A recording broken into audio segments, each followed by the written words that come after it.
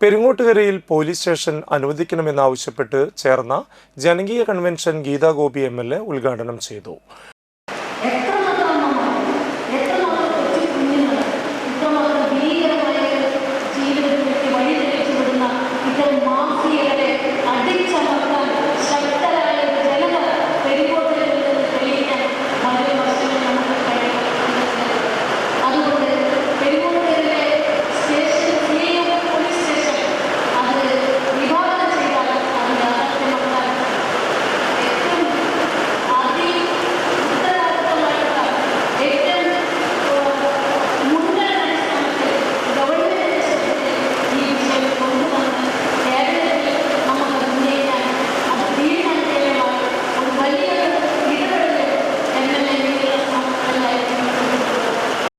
Thanyam panchayat president NA Peethambaran അധ്യക്ഷനായി.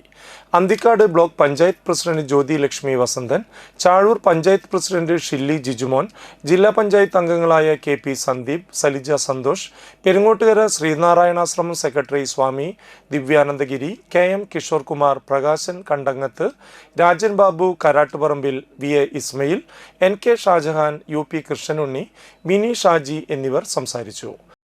ലഹരി മൂർച്ഛിക്കുന്ന ഒരു കാലഘട്ടം വരും എന്ന് കാഴ്ചപ്പാടുള്ളത് കൊണ്ട് തന്നെ ഗുരു പറഞ്ഞിട്ടുണ്ട്. മദ്യത്തെ പോലെ തന്നെ ലഹരി ആയിട്ടുള്ള ഉപയോഗിക്കുന്ന വസ്തുക്കളാണ് കഞ്ചാവ്, കറുപ്പ്.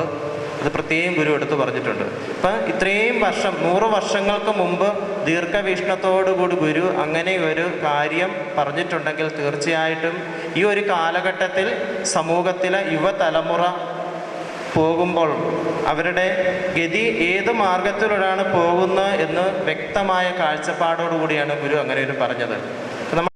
Civil excise officer CA Vaishnav ലഹരി വിരുദ്ധ ബോധവൽക്കരണ ക്ലാസ് എടുത്തു. Kizhuppillikkara Nalanda government higher secondary സ്കൂളിലെ NSS വളണ്ടിയർമാർ ലഹരി വിരുദ്ധ ഫ്ലാഷ് മോബ് അവതരിപ്പിച്ചു.